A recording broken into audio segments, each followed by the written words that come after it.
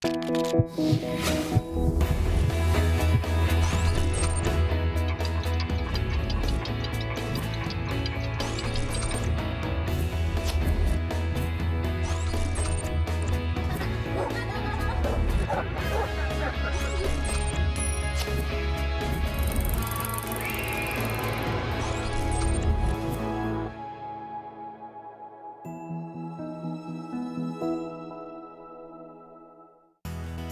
pesar de los importantes avances médicos de los últimos años, hay muchas personas que llegan a la etapa final de su vida con enfermedades degenerativas o terminales, acompañadas de un intenso sufrimiento y con una alta demanda asistencial. Pero, ¿sabías que esto no siempre tiene que ser de esta forma? Por ello existen los cuidados paliativos, cuya finalidad no solo es aliviar el dolor, sino también mejorar en lo posible la calidad de vida de estos pacientes y sus familiares. Nuestro tema de hoy, en Diálogos en Confianza, es cuidados paliativos. Hola, ¿qué tal? ¿Cómo está? ¿Cómo le va? Les saluda Marisa Escribano. Qué gusto que esté hoy con nosotros porque tenemos un programa muy interesante. Hoy queremos hablar de esto que se llama cuidados paliativos, que en algún momento de la vida, quizá muchos de nosotros o muchos de nuestros familiares vamos a necesitar en algún momento de nuestra vida. ¿Por qué? Bueno, pues porque todos sabemos que vivir no es fácil, que si tenemos la fortuna de vivir algunos años en esta vida, pues lo más probable es que a lo largo de ella podamos desarrollar algún tipo de enfermedad que se pueda convertir en alguna enfermedad crónica. ¿Qué pasa con estas enfermedades crónicas y sobre todo cuando van pasando los años? Y bueno, sabemos que estas enfermedades quizás no tienen una cura, pero que nos acompañan a lo largo de toda la vida. A veces en etapas ya tardías de la vida, estas enfermedades pues nos causan muchos estragos. Son enfermedades que requieren de muchos cuidados, de muchas atenciones y para ello existen estos cuidados paliativos. Pero ¿cómo son? ¿Qué son? ¿Quién los aplica? ¿En dónde se dan? ¿Por qué se dan?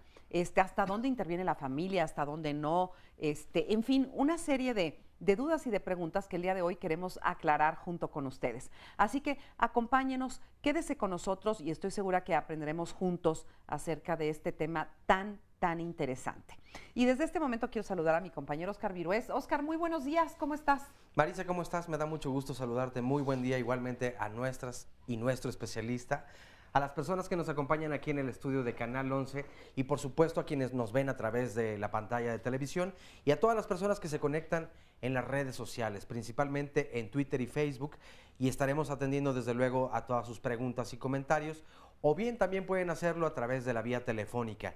El número de teléfono del Centro de Contacto con la Audiencia en Canal 11 es 51 66 40 00 y nuestras y nuestros compañeros allí les atenderán con mucho gusto a todas sus demandas. Además, déjenme comentarles que si desean ver el programa en vivo a través de internet, la dirección para poder hacerlo es www.canal11live.tv/internacional/. Y también con mucho gusto saludamos a las personas que nos pueden ver a través de la señal internacional de Canal 11. Así es. Y bueno, para empezar este programa, déjeme decirle que nos guste o no, todos en algún momento vamos a tener que morir. Y bueno, pues hay que morir de la mejor manera posible también. Y aunque es un tema que nos da miedo, nos asusta, como que no nos gusta de repente tratar mucho, la verdad es que es algo inherente y natural a la vida. Entonces, hoy hablaremos de cómo bien morir también, porque creo que pues, es algo muy importante para todos nosotros. En este sondeo salimos a la calle y le preguntamos a la gente precisamente eso. ¿Cómo te gustaría morir? Vamos a ver qué nos dijeron. Me gustaría morir tranquila y en mi casa, en mi cama y pues decir las últimas palabras, ¿verdad? Pues en mi casa, tranquila, sin ningún, pues durmiendo, como quien dice, ¿no? No despertar, no sufrir. Alguna enfermedad que yo tenga, morirme pero dormida. Y también me gustaría que se donaran mis órganos a alguien que los necesite cuando yo muera. Me gustaría morir rodeada de mis hijos, mis nietos y mi esposo. Alguna vez alguien me lo había preguntado y les comenté que era interesante seguir viviendo hasta el último día como te ha gustado vivir. Pues estar tranquila con la familia, pues no dejarles problemas más que nada a la familia. Pues a mí rápidamente, creo que todo el mundo, algo fulminante para no sufrir una enfermedad larga, como ya la he visto sufrir a gente mía. Quizá el denominador común es precisamente ese, el no sufrir, el estar bien, estar rodeado de la gente que uno ama y no sufrir, que es lo que queremos todos. Por eso ahí entran estos cuidados paliativos y le voy a presentar a nuestros especialistas el día de hoy.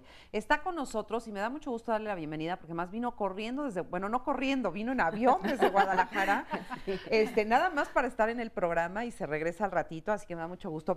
Beatriz Montes de Oca, ella es licenciada en enfermería, fundadora y directora de Hospice Cristina AC, allá en Guadalajara, ¿verdad? Muchísimas gracias por la invitación. Al contrario, Beatriz, muchas gracias, gracias por venir hasta acá. Está con nosotros también Miriam Israel, ella es tanatóloga, es consultora familiar en cuidados paliativos y también muchas gracias, Miriam, nuevamente. Gracias. Lorena Pérez, ella es médica paliativista, anestesióloga y algóloga, ¿verdad? Y Benjamín Domínguez Trejo es doctor en psicología, profesor de la Facultad de Psicología de la UNAM y asesor de la Clínica del Dolor del Centro Médico Nacional 20 de noviembre del ISSSTE. También, doctor, muchas gracias. Gracias por estar con nosotros. Gracias por la invitación. Bueno, pues empezamos hablando de esto, ¿no? Nadie quiere sufrir, no queremos sufrir. Entonces, Miriam, allí es donde, para lo que son útiles estos cuidados paliativos, ¿o cómo? Claro. Vimos aquí la respuesta de la gente, me encantó. Esos son exactamente los cuidados paliativos. O sea, el hecho de poder estar en tu casa, de estar de una manera rodeado de tus seres queridos. No es lo mismo que estar en un hospital en 4 paredes, con tubos, ¿no? Que estar en tu casa de manera tranquila, tener este asesoramiento para poder cerrar, concluir, despedirse. El hecho de tener una enfermedad terminal es un regalo de la vida para que nos da tiempo de podernos despedir y de cerrar y de concluir pendientes y de arreglar todo lo que puedas tener, ¿no? Y esto lo podemos hacer a través de los cuidados paliativos, porque el equipo de cuidados paliativos es interdisciplinario y está conformado por un médico, por una enfermera, por un tanatólogo y por un trabajador social. Quien diga, yo doy cuidados paliativos, está mintiendo. O sea, porque esto tiene que ser a través de un equipo interdisciplinario, que trabajan todos en conjunto. Entonces, tú no puedes hablar de emociones si tienes un dolor físico, ¿no? Claro. Entonces, lo primero que tenemos que hacer es controlar el dolor, que es nuestra grandísima especialista, la doctora. Y después de ahí podemos empezar a hablar de emociones. ¿Cómo te sientes? ¿Qué tienes pendiente? ¿Sí? Entonces, que no todo el mundo tiene posibilidad de eso. A veces muchas personas cuando están hospitalizadas o cuando de repente entran en crisis, en momentos así, pues no tienen a veces la oportunidad de poderse despedir. De ahí que tú digas que pues, digo, viene siendo una bendición. Claro. ¿No? Aunque todo el mundo diría, qué horror, ¿no? Yo no quiero tener una enfermedad terminal, ¿no? ¿Por qué nos da tanto miedo la muerte? ¿Por qué nos da tanto miedo pensar en todo esto? Bueno, es una reacción bastante natural. El miedo, los que no sienten miedo no protegen su integridad física. Las emociones en general, y en particular las que llamamos malamente emociones negativas, cumplen la función adaptativa de la protección de nuestro cuerpo. Los que no sienten dolor, los que no sienten miedo, los que no sienten sufrimiento, tienen más dificultades para protegerse. Las enfermedades nos producen miedo y el miedo nos motiva intensamente para aumentar nuestros cuidados, aumentar nuestras precauciones. Es una respuesta anticipatoria que incluso es más importante que el dolor mismo. ¿Sí? En mi experiencia de 28 años, lo que yo observo es que, y lo comento con mis colegas médicos, es que nuestros pacientes buscan atención especializada más por el miedo anticipatorio al dolor que al dolor mismo. Y lo que dices suena muy interesante porque realmente platicando con la gente uno se da cuenta de que quizá el momento de la muerte, que es el último suspiro, digamos, en donde desapareces, pues la verdad eso a lo mejor ya no nos importa tanto. Yo creo que más bien la gente le tiene miedo al dolor, ¿no? Al sufrimiento. Una respuesta ¿no, muy, Lore? muy intensa. Sí. Sí, y bueno, también podemos ver que en estos pacientes no solamente hay dolor físico, sino hay dolor en otras esferas, ¿no? El dolor emocional e incluso otros tipos de síntomas que pueden estar imbrincados con el dolor, como es la disnea, la dificultad para respirar, o incluso mareo, náusea, mucha debilidad, y eso es lo que nosotros hacemos en la atención específica en el área médica.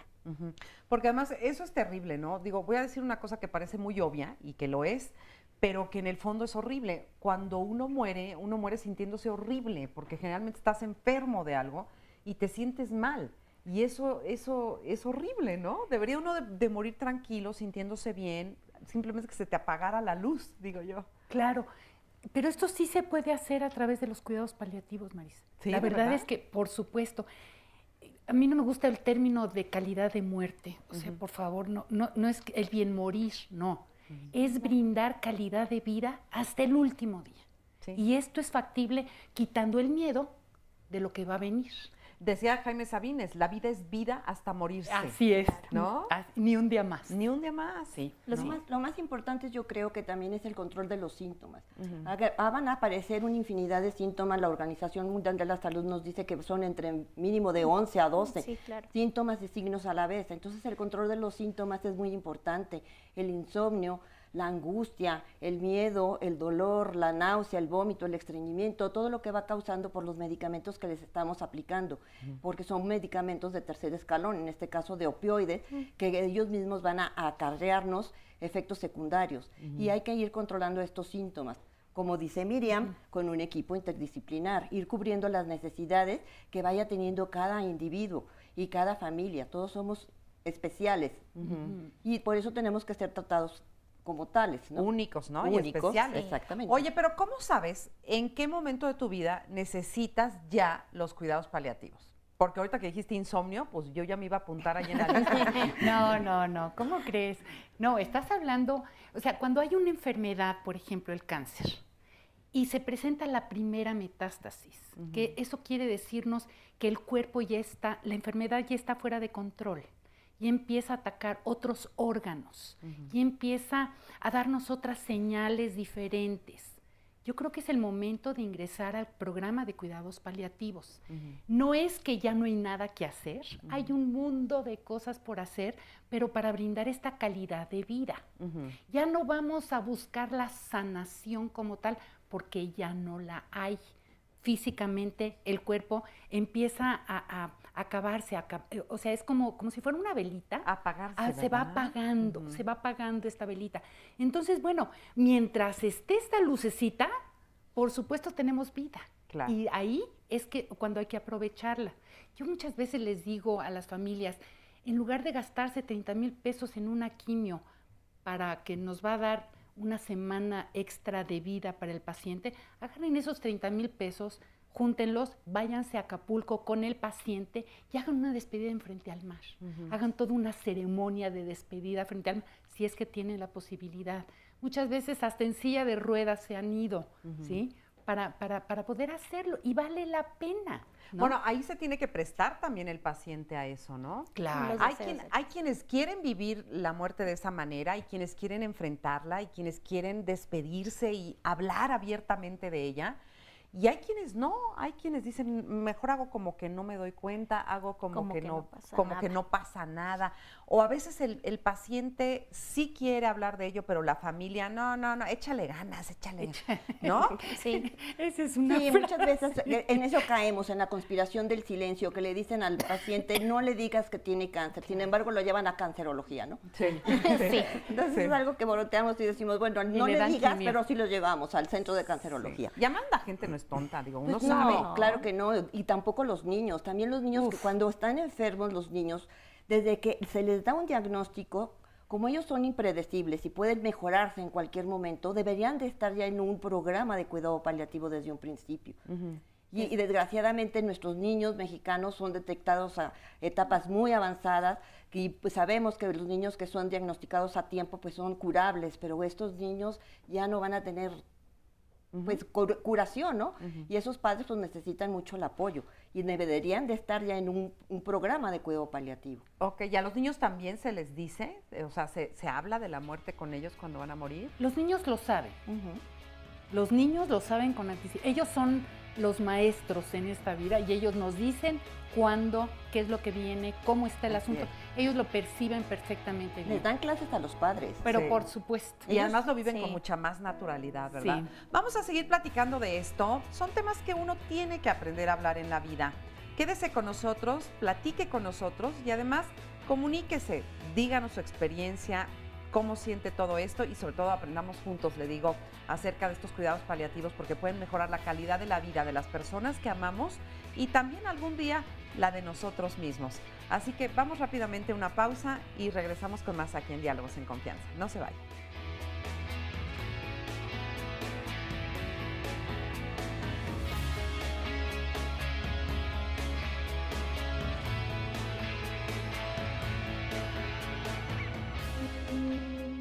Si puedes curar, cura.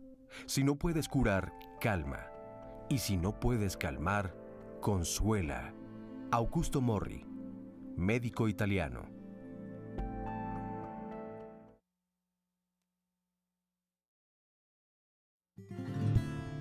Creo que fue valiente de nuestra parte el aceptar que ella no quisiera ir a un hospital para nada. Y después vimos que fue una buena decisión de ella porque vivir todos esos últimos meses, que fueron más o menos 6 de su vida, aquí en su casa, en su cuarto, con sus cosas queridas, con sus personas queridas, con lo que ella quería en cada momento, cierta comida, cierto libro, los medicamentos y la parte física y eso pues ya estaba dado, ya sabías qué era, ¿no? Lo que necesitabas era un acompañamiento en el camino. Por parte del Centro de Cuidados Paliativos de México tuvimos la visita cada semana que venía la doctora, la enfermera y la tanatóloga. Primero platicaban con mi mamá, pues, le checaban los signos, cómo había sentido, le checaban los medicamentos que tenía. Platicaban con ella también de sus cosas personales, de lo que sentía, de lo que quería. Y después también platicaban conmigo, que era la que yo estaba. Y aparte de indicarme algo para que no tuviera dolor, pues me tranquilizaba y me decía, tú puedes, lo estás haciendo bien, hazlo. En cualquier momento tenías un amigo a quien hablarle por teléfono, ¿no? Y que sabías que te iba a aconsejar, a apoyar, a consolar o a apapachar. No solo a ella, sino a nosotros también. Por eso lo importante de escoger el camino correcto y de poder ayudar. Yo iba a decir a vivir con calidad, que es lo que me acaba de enseñar Miriam, porque iba a decir a morir con calidad y no, es vivir, porque se vive hasta que se muere. Estamos hablando de vida, no estamos hablando de muerte, estamos hablando de vida, lo que se puede hacer mientras se está vivo, ¿no? Y bueno, tenemos también algunos comentarios por parte de las líneas telefónicas de Facebook y Twitter. Vamos contigo, Oscar. Muy bien, pues mira, en Twitter nos dice, por ejemplo, Iván Álvarez, a mí me gustaría morir sabiendo que hice lo que yo deseaba hacer y que mi muerte signifique el continuo de un sueño, creer. Periquita 00 nos dice, por favor denle todo el tiempo posible a la licenciada Beatriz Montes de Oca. Ha hecho maravillas aquí en Guadalajara, muchas gracias. Sí, ahorita le vamos a preguntar para que nos cuente todo lo del hospice y todo eso. Vamos a platicar mucho con ella. En Facebook nos dice Alicia Sánchez, a mi pareja le detectaron glaucoma, apenas tiene 30 años y le dijeron que perderá la vista, ya que es una enfermedad degenerativa. Yo le he dicho más bien que lo apoyaré, pero a mí, ¿quién me va a apoyar? Y esto también es importante, o sea, para poder contener evidentemente a una persona enferma, ya sea nuestra pareja, cualquier familiar o amigo, amiga, también es importante que nosotros busquemos esta ayuda porque se puede y se forman redes de apoyo, obviamente, donde esto se podrá facilitar y ahora nos lo explicarán desde luego. Karina Jiménez Peck, muy interesante el programa. Mi hermano falleció de cáncer, melanoma con metástasis. Los cuidados que le dimos fueron paliativos, pues sabíamos que estaba muy mal, lo hicimos con mucho amor, pero la peor experiencia, nos menciona, fue cuando su oncólogo nos dijo delante de él que en realidad ya los medicamentos que tomaba eran paliativos y que no tendrían ningún progreso en su salud, que él, a pesar de esos medicamentos o de cualquier otro cuidado que le pudieran dar, iba a fallecer. Entonces lo toma desde luego cuando te lo dice el médico de esa forma, pues sí es impactante, incluso para la persona que está enferma o para los familiares. Pero qué tan importante, yo me quedé pensando en este testimonio y desde luego lo agradezco mucho, qué tan importante es que los médicos, las y los médicos hablen con verdad, que el paciente esté enterado desde un principio cuál debe ser el tratamiento, desde luego, y cómo se les puede acompañar para lograr una mejor calidad de vida. Claro, si tú no conoces tu diagnóstico, tú sigues en la baba, ahora sí que perdiendo el tiempo. Cuando tú sabes que tu enfermedad no está respondiendo al tratamiento y que te tienes que apurar a hacer tu testamento, a dejar la patria potestad de tus hijos en orden, a dejar todas tus cosas de alrededor de manera correcta, ¿sí? Lo puedes hacer. Claro, hay que tener tacto. Hay todo un curso, fíjate, hay todo un diplomado de cómo decir, cómo dar las malas noticias. Hay toda una ciencia, ¿no? Entonces, realmente necesitaríamos capacitarnos en este asunto. Claro. Fíjate cómo fue el caso, y quiero, porque ahorita viene muy en cuenta con lo que estamos diciendo, en el caso de Vianey. Vianey, pues yo quiero que tú lo platiques, pero no, yo te lo tengo aquí. Pero tú hace poquito tiempo perdiste a tu marido. Sí, así es. Él falleció el 14 de septiembre. Bueno, a causa de un cáncer de páncreas, ya detectado en etapa terminal. Bueno, hicimos lo posible porque la ciencia nos diera un tratamiento. Finalmente su médico tratante nos explicó perfectamente que no había nada que hacer. No sugería quimioterapias porque únicamente iban a desgastar más su vida y no iba a tener calidad de vida. Y él fue justamente la persona que nos recomendó el Centro de Cuidados Paliativos. Y bueno, yo siempre abierta a la posibilidad de que mi esposo tuviera pues una vida digna hasta el último momento, fue que me dirigí a ellos y la verdad es que estoy, súper agradecida con el médico que tuvo la buena opinión de que nos acercáramos y bueno, súper agradecida con la vida y con Dios y con estas personas que dedican su tiempo a ayudarnos. ¿De qué manera te ayudó? ¿Qué fue diferente? ¿En qué te sirvió? Bueno, nos dieron una paz, una tranquilidad, porque es un impacto muy grande el saber que no existe ya nada. Cuando uno conoce la frase de la ciencia está muy avanzada y te das cuenta que no, que no hay gran avance en la ciencia, simplemente no había ya nada que hacer y entonces uno se pregunta, ¿y dónde está la ciencia avanzada? ¿No? Que en mi caso no, o en el caso de mi esposo y en mi caso también porque bueno, todos fuimos involucrados, pero se abre esa opción de que ellos dan tranquilidad, es una opción que tiene uno cuando de repente dice uno ya no hay opciones. Y que ya no sabes qué hacer tú también, ¿no? Ajá, y sobre todo que ellos enfocan la ayuda a ambas partes. Yo me convertí, tuve un nombre científico que era la cuidadora principal y ellas enfocan también el cuidado hacia mí. A ver, con él, ¿qué hacían? ¿Y contigo qué hacían? Bueno, llegaba el equipo médico cada 8 días, la doctora Lorena, la enfermera y la tanatóloga. En lo que una de ellas se enfocaba con mi esposo, las otras se quedaban con nosotros, con mi hijo y conmigo. Y bueno, empezaban a platicar también conmigo de los avances de la semana, de cómo nos sentíamos emocionalmente, de qué había más adelante para nosotros. Nos fueron preparando.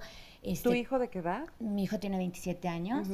Él, bueno, nos fueron previniendo, todo era como prepárense, ¿no? Prepárense, de hecho nos invitaron a un curso para cuidadores primarios que organizaron ahí en el centro. Una ayuda, Apoyo. sí, una ayuda emocional y una ayuda sobre el tema en específico. Oye, dime una cosa, Vianey. En el momento de su muerte, ¿se pudo vivir con mayor tranquilidad? Sí, sí, gracias a Dios nosotros fuimos entendiendo por todas las sugerencias de ellas que no tenía sentido que lo lleváramos al hospital. El hospital era un momento de mucha angustia, era un momento muy crítico porque él ya no se valía por sí mismo, era muy problemático llevarlo al hospital y entonces la doctora siempre nos decía, no hagan eso con él, no tiene sentido, de verdad, o sea, no lo lastimen más. Entonces lo fuimos entendiendo y él pudo estar tranquilamente, como todos los que en el sondeo dicen, yo quiero estar en mi casa tranquilo con mi familia. Finalmente pudo ser así, gracias a Dios, gracias a ellas. ¿Sabes qué? Que uno, ahorita que dijiste eso, uno siempre dice eso, ¿no? Uno siempre dice, yo quisiera en mi casa con mi familia tranquila, pero la familia dice, no, Sí. qué horror, qué susto, a menos que tengas el apoyo de los cuidados paliativos. Porque eso es científico, o sea, lo que ellas hacen es científico, es ciencia. Entonces, no es así como solamente la fe, es la ciencia. Y entonces dice, va uno entendiendo que de verdad tiene uno que darles mucha calidad de vida. Y las cosas fueron perfectas porque fuimos obedientes. Ellas tuvieron mucha paciencia con nosotros, mucha calma. ¿Cuánto tiempo duró? ¿Cuánto duran estos cuidados paliativos? Bueno, mi esposo duró después del diagnóstico 4 meses y medio. El centro de cuidados paliativos llegó a mi casa como un mes después y a partir de ese momento ya estuvieron todo el tiempo en contacto con nosotros. El día que no podía ir la doctora porque se fue a un congreso o algo así, bueno, mi esposo la extrañó terriblemente y decía, ¿por qué no viene la doctora? O sea, quiero que me venga a ver. Y entonces fue como... Marcó toda la diferencia. Sí, totalmente. Nos daba mucha paz, mucha tranquilidad. En cuanto las doctoras se iban, mi esposo quedaba feliz. ¿Y tú cómo estás? A 15 días casi de la muerte de tu marido. Gracias a Dios tuvimos un proceso de 4 meses y medio a partir del diagnóstico. Eso pues nos ayudó a ir entendiendo. A ir procesando Sí, todo, ¿no? lógicamente es diferente a cuando es una muerte de un accidente. Yo creo que eso sí debe ser mucho más impactante, pero definitivamente yo creo que la clave fue el centro de cuidados paliativos, porque se va uno metiendo en tu realidad, porque es muy fácil decir, no es cierto, esto no me está pasando, estoy soñando y un día voy a despertar. Pero ellas, bueno, con mucha... Te aterrizan. Sí, y ¿no? además con un amor de verdad. Tienen una calidad humana impresionante, que yo no he podido encontrar en otros doctores y conocimos muchísimos, pero ellas tienen una calidad humana que yo creo que es pues mucho servicio, finalmente más que lo que es el título de doctoras, de enfermeras, de tanatólogas, mucho servicio, mucha humanidad y es muy, muy bueno para nosotros, súper benéfico recibir eso. Oye, pues yo te agradezco mucho además que lo compartas y sobre todo te digo a tan poquitos días de No, muchas de gracias. la pérdida tan Yo más que nada sí quisiera compartirlo. Es una experiencia muy dolorosa, muy triste, pero es más triste y más doloroso cuando no se tiene el conocimiento. Tienes toda la Entonces, si sirve de algo mi experiencia, nuestra experiencia, para las personas que estén en este momento viviendo algo así o que de momento lo va uno a vivir, no sabe uno cuándo, estén preparadas porque es lo mejor. Claro que es sí. lo mejor. Y aquí yo quería ir con Lorena para que nos dijera, pues, ¿qué opinas de todo esto? O sea, ¿cómo se hace la diferencia con los cuidados paliativos? Pues bueno, definitivamente hacer el trabajo que a uno le toca es algo muy importante. Bueno, ellos permitieron que nosotros hiciéramos el trabajo en el momento adecuado, en el tiempo adecuado. Y bueno, aquí básicamente el trabajo es un gran porcentaje la familia. Sí se le da el apoyo al paciente y es muy importante que sus síntomas estén controlados, pero básicamente el trabajo aquí en un 80% es de la familia. Sí. Si se deja llevar, si tiene pues apego al tratamiento, apego a las sugerencias, porque nosotros nunca vamos a imponer. Definitivamente siempre van a hacer sugerencias para que el paciente y la familia estén de la mejor forma. Y creo que eso fue básico, bueno, en nuestros pacientes. Es bueno. básico en nuestros Muchas gracias, Lore. Oscar. Fíjate, hay un comentario que quiero rescatar y es de Cory Russetti. Dice, yo creo que es una decisión muy difícil para la familia porque nos queremos aferrar a la vida en las condiciones que sea. Aparte, es una tarea muy difícil el hecho de estar cuidando al asear al enfermo, cambiarle el pañal, decirle que debe comer, supongo, porque no se entiende muy bien aquí, prevenir las úlceras por presión, etcétera. Creo que en todos los hospitales tendría que haber gente capacitada para orientar a la familia y explicar cómo dar estos cuidados. Y lo quiero juntar con una llamada que tenemos de Carlos Ramírez, que dice, bueno, ¿y hasta qué etapa se puede respetar la voluntad de una persona de la tercera edad? Supongo que habla, pues, en ese sentido, como nos compartiste comentario en Facebook, de, pues uno trata de aferrarse a la vida de cualquier forma, y es bien válido también, pero muchas veces la familia que está alrededor es la que dice cómo hacer, cómo un familiar puede recibir esta tensión, lo que nos decía otro comentario, bueno, yo sí le voy a ayudar, pero a mí, ¿quién me ayuda? ¿No? Es que tiene que ver con muchos temas, ¿no? Tiene que ver con, es que quisiera preguntar tantas cosas, quisiera saber eso, ¿no? ¿Cómo hablas de eso con un familiar cuando a lo mejor está en la absoluta negación? Por otro lado, ¿cómo se muere? Yo creo que todos en el fondo tenemos la duda de cómo es morir realmente, porque lo que vemos en las películas, lo que vemos, a veces lo vemos con algunas personas queridas de nosotros, pero esto lo saco a colación porque una vez compré un libro que se llama How We Die, ¿cómo se muere? Porque uno pocas veces sabe cómo se muere, cómo te vas a morir si tienes un problema o una enfermedad crónica de esto, del otro. No es lo mismo, no todas las muertes son iguales. No, ninguna muerte va a ser igual y nadie sabemos cómo vamos a morir, aunque tengas un mismo padecimiento. Yo alguna vez tuve un paciente que su mujer murió de un cáncer pulmonar y a los 6 meses de haber muerto su mujer le dan el diagnóstico a él de otro cáncer, también cáncer pulmonar. Entonces los hijos tenían mucho miedo que fuera a pasar exactamente lo mismo.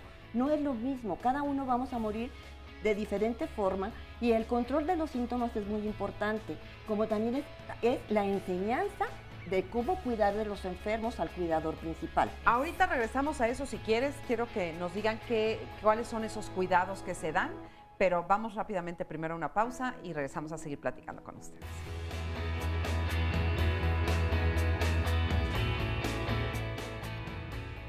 La manera como muere el paciente queda en la mente de los sobrevivientes. Cicely Saunders, pionera de los cuidados paliativos modernos.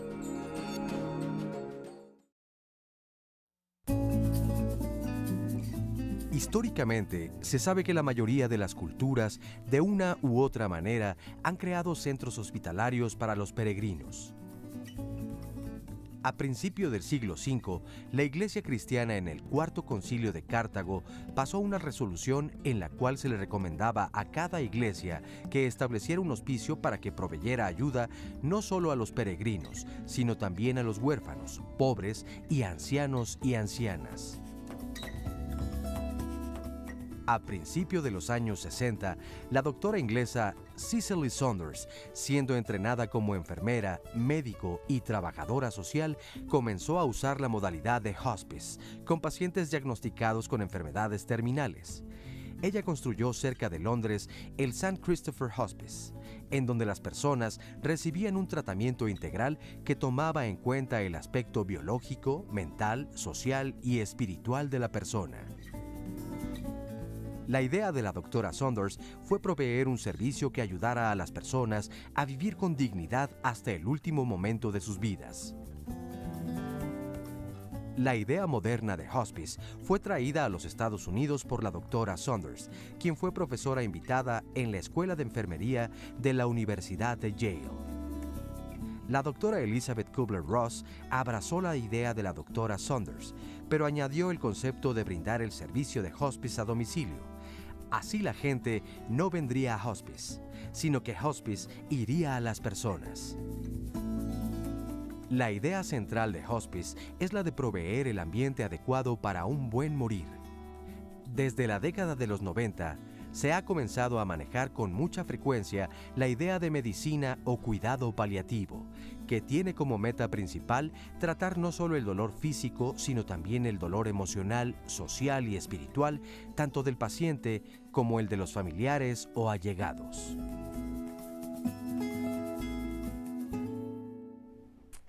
Bueno, y precisamente en Guadalajara tú tienes este hospice, ¿qué quiere decir hospice?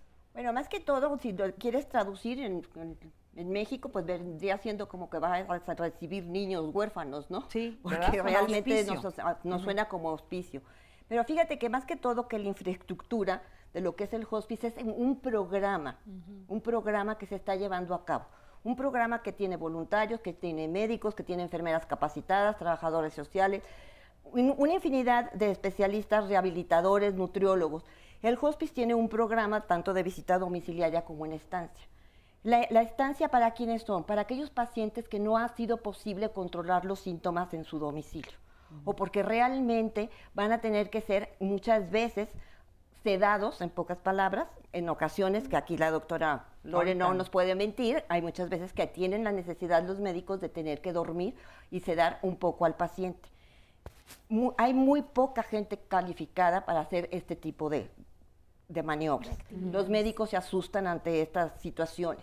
No hay personal altamente calificado que puedan estar monitoreando todos los síntomas que se pueden presentar.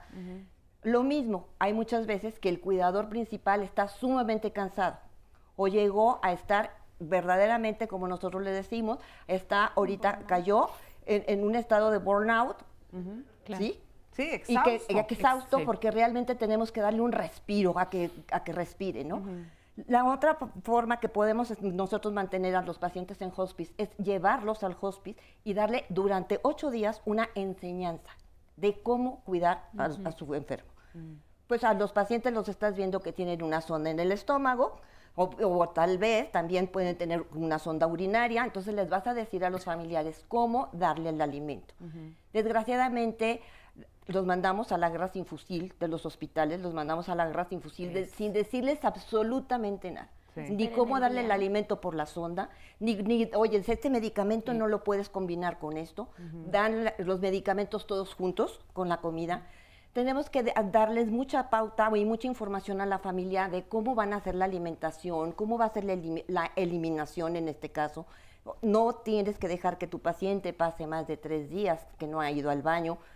Hay los cuidados de la boca, todo esto es... Que quién te lo dice, ¿no? Además, yo lo acabo de vivir recientemente, y me he dado cuenta de que hay, yo no sé si es complot, o sea, ahora sí voy a hablar de complot médico, de mientras menos información le puedas dar al familiar de tu enfermo, mejor, ¿no? Y entonces nadie te habla con franqueza, tienes que estarle sacando los diagnósticos y las cosas a tirabuzones, y es terrible la poca información que tienes tú cuando te conviertes o te ven como si fueras el enemigo de, y no digo todos, porque generalizar es muy feo, pero de muchos médicos que lo único que hacen es ver lo suyo, ver el pedacito que les toca, porque además ahora la medicina todo es por pedacitos, ¿no? Entonces yo veo el cachito que me toca y yo hablo del cachito que me toca y no se habla de la persona en general y mucho menos con el familiar para poderle decir qué vas a hacer con esto y cómo puedes ayudar a esta persona, ¿no? Es terrible. Desafortunadamente estamos viviendo en una era en la que la medicina es más que mercantilista, ¿no? Y que a veces no practicamos esta medicina no con el sentido humano que se requiere. Y muchas veces estas pocas informaciones incluso nos vienen desde la formación médica, ¿no? No estamos formados para asistir a un paciente en sus últimos días. El cuidado al final de la vida es como, pues bueno, a mí me formaron para dar vida, no para quitarla. Y eso es un fracaso que el médico siente que es muy personal. Y estamos perdidos en ese sentido, puesto que no le damos la pauta que el paciente permita que su cuerpo pues transcurra estos días o estos últimos días a lo mejor con una buena calidad de vida. Y desafortunadamente, al ver esto el médico tratante como un fracaso, pues es obvia los resultados, ¿no? Así es, y estamos platicando, Doc, que no todo el mundo puede acceder a estos cuidados paliativos. ¿Por qué? A ver, platíqueme. Primero porque vivimos en un escenario de inequidad. Ojalá todas las personas tuvieran la fortuna de la experiencia de la señora que nos hizo favor de compartirnos su pérdida. Es muy afortunado. De cada 10 pacientes con los que yo tengo contacto, 8 no tienen esa posibilidad, la quisieran tener, pero no hay especialistas suficientes. ¿Es una cuestión económica o también de Es una cuestión también de acceso a... No hay especialistas suficientes. Como lo señalaba la doctora, a los médicos se les forma para que conozcan y dominen los aspectos anatómicos, biológicos de la enfermedad, pero muy pocos de ellos estudian cuerpo sin mente. Y a muchos de mis colegas psicólogos estudian mente sin cuerpo. Sí. Entonces estamos como divorciados. Sí, por cachitos. Julio Frenk, que fue secretario de Salud, dijo algo muy importante sobre este momento que estamos viviendo. La medicina es víctima de sus propios éxitos. Wow. Los médicos han logrado que vivamos muchos de nosotros más años, pero no saben qué hacer con la calidad de vida. Vivir más no es automáticamente vivir mejor. Claro. ¿Sí? Entonces, el problema que tenemos los que estamos interesados en los cuidados paliativos es qué cosas hacer concretamente para mantener la calidad de vida de las personas, aunque tengan una enfermedad crónico-degenerativa o un padecimiento no transmisible que los incapacita. El problema de las fantasías de la encuesta que nos presentaron al principio es que todos producimos fantasías, pero cuando de morir estamos tranquilos en claro, casa. Cuando estamos enfermos ya no tenemos elección. Tenemos que estar en un hospital, aunque quisiéramos estar en nuestra casa. Mis pacientes quisieran estar en su casa y acompañar a su familiar, a su hijo, a su niño de 3 años, acompañarlo en su casa y tenerlo con todos sus cariños, pero no se puede. Se requieren cuidados de los síntomas principales, que es el dolor. El síntoma principal es el dolor. ¿Lo que te lleva generalmente al hospital es el dolor? Estás obligado. Las enfermedades con las que estamos lidiando, las enfermedades crónico-degenerativas, no nos dan otra opción. ¿Sí? Tenemos que estar rodeados necesariamente de un equipo interdisciplinario que nos pueda dar algunas respuestas sobre nuestro cuerpo, sobre el futuro de nuestro cuerpo y sobre el futuro de nuestra mente. Y lo que es terrible también cuando caes en estas etapas en un hospital es que pues pierdes la decisión de tu propio cuerpo. Te ponen, te quitan, te meten, te conectan a tubos, te entra la vida a través de tubos. La honestidad con los pacientes es un aspecto crucial.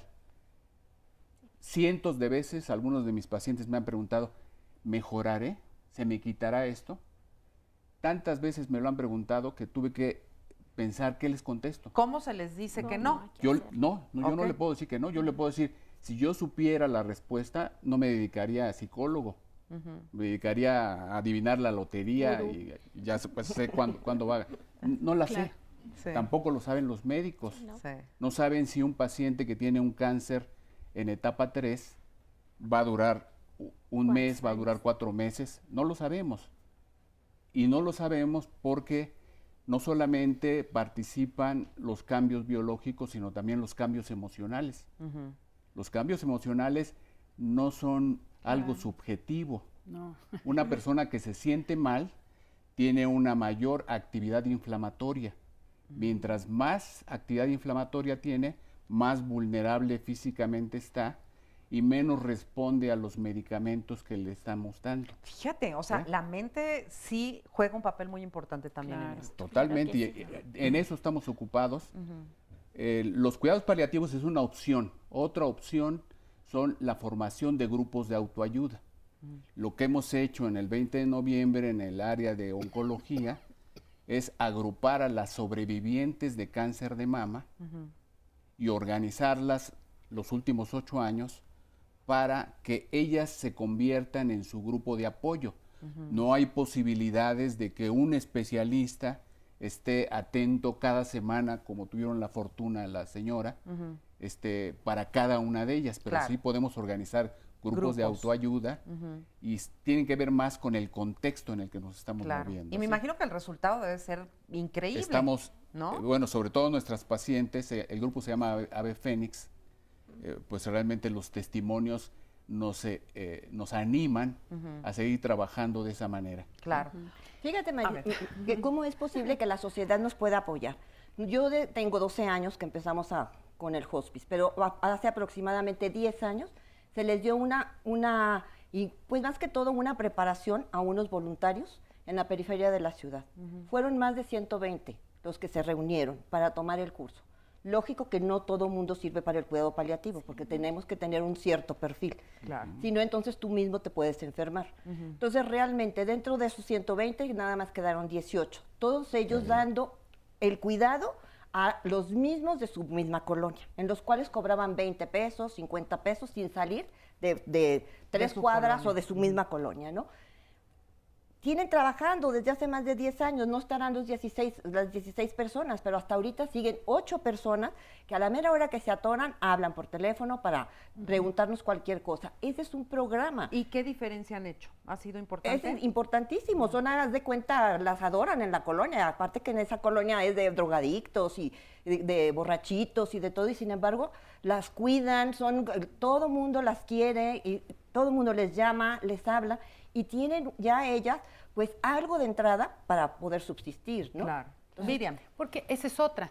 Cuando el cuidador primario está capacitado para cuidar a su paciente. Cuando dices cuidador primario, ¿te refieres al familiar que está pegado al paciente? Exacto, que es al que se le capacita, es el responsable en la casa del paciente. Es el que intermedia entre el centro de cuidados paliativos y la familia, ¿no? Es el cuidador primario.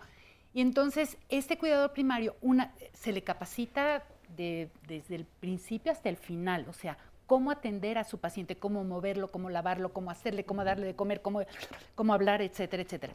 Cuando fallece su familiar, tiene tal capacitación que se puede dedicar a cuidar a otra paciente que necesita. Fíjate.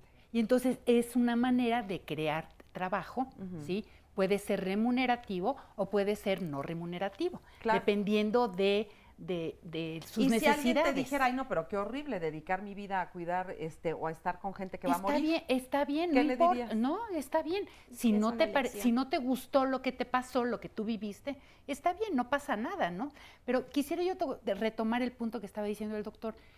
Me avisaron ayer que desde la universidad, desde la Facultad de Medicina, salió un diplomado en línea.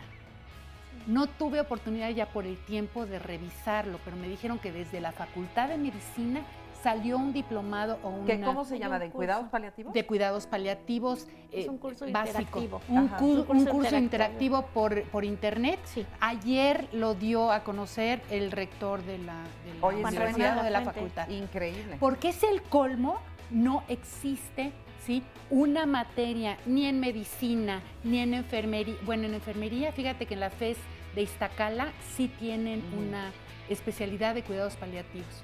Pero no está en pregrado todavía. No, en la Facultad de Enfermería. Sí, pero ¿en pregrado? No, ya como Vamos final. a una pausa rapidísimo y ahorita retomamos el tema si quieren. Pero bueno, pues antes invitarnos a que nos llamen, Oscar. Sí, por supuesto, y bueno, quiero comentar algunas cosas que tenemos aquí. Leticia Cervantes dice, es muy duro el proceso de observar cómo a un ser querido poco a poco se le apaga la vida. En mi experiencia yo lo viví con mi hermano que padeció o vivió con VIH. Minina Maya dice, los especialistas están humanizados como para que estos cuidados sean accesibles en cuanto a sus honorarios. Esta parte es importante también, así que la vemos después de esta pausa, no se vayan. Haced lo que de verdad importa. Solo así podréis bendecir la vida cuando la muerte está cerca. Elizabeth Kubler-Ross, psiquiatra y escritora suizo-estadounidense.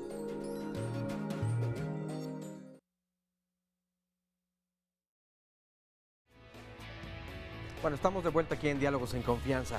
En febrero de 2014, tras varios años de cabildeo, las trabajadoras sexuales del Distrito Federal lograron obtener un reconocimiento legal a través de una credencial que las identifica como trabajadoras no asalariadas. Con esta figura jurídica se garantiza que el trabajo sexual sea reconocido con base en el artículo 5 de la Constitución Política de México, cuyo contenido establece que a ninguna persona podrá impedirse que se dedique a la profesión, industria, comercio o trabajo que le acomode siendo lícitos. Y seguramente, bueno, pues este tema genera muchas opiniones. ¿Tú qué opinas acerca de esto? Te invitamos a que no te pierdas el programa de mañana que hemos titulado Regular o criminalizar el trabajo sexual. Y de eso hablaremos entonces. Si quieres apartar tu lugar desde este momento, entonces llámanos al 53 41 11 93 y 53 41 46 87. Vamos a ver más bien a continuación un breve resumen de lo que ha ocurrido hasta este momento en el programa. El equipo de cuidados paliativos es interdisciplinario y está conformado por un médico, por una enfermera, por un tanatólogo y por un trabajador social. Los que no sienten miedo no protegen su integridad física. Las enfermedades nos producen miedo, nos motiva intensamente para aumentar nuestros cuidados, aumentar nuestras precauciones. Es brindar calidad de vida hasta el último día. Sí. Y esto es factible quitando el miedo de lo que va a venir. El control de los síntomas es muy importante. El insomnio, la angustia, el miedo, el dolor, la náusea, el vómito, el estreñimiento, todo lo que va causando por los medicamentos que les estamos aplicando. No es que ya no hay nada que hacer, hay un mundo de cosas por hacer, pero para brindar esta calidad de vida. Ya no vamos a buscar la sanación como tal, porque ya no la hay. Básicamente el trabajo es un gran porcentaje la familia. Nosotros nunca vamos a imponer, definitivamente siempre van a hacer sugerencias para que el paciente y la familia estén de la mejor forma. Ninguna muerte va a ser igual y nadie sabemos cómo vamos a morir, aunque tengas un mismo padecimiento. Bueno, tenemos varios comentarios en las redes sociales. Nos dice Restart México: el proceso de muerte es el regreso de un viaje llamado vida. El miedo a la muerte es la ignorancia hacia la nueva vida. Carlos Martínez Velázquez nos dice: ¿y de qué manera le podrían hacer a una gente sin recursos para obtener los cuidados paliativos? Parte de lo que preguntaban en el bloque anterior, también en un comentario en Facebook. Claro. ¿Cómo poder, pues, los costos obviamente son importantes? Es decir, si tú formas un grupo, está el médico, la enfermera, el tanatólogo, difícilmente puedes lograr. No, a ver, creo que este es un punto bien importante. El Centro de Cuidados Paliativos de México es una institución no lucrativa. O sea, tiene una cuota de recuperación, pero se va cobrando de acuerdo a las posibilidades del paciente. Las personas que estamos en este medio, por supuesto que estamos sensibles a esta gran falta. La familia ya viene muy gastada de un tratamiento curativo y es obvio que hay situaciones en las que ya no pueden seguir pagando.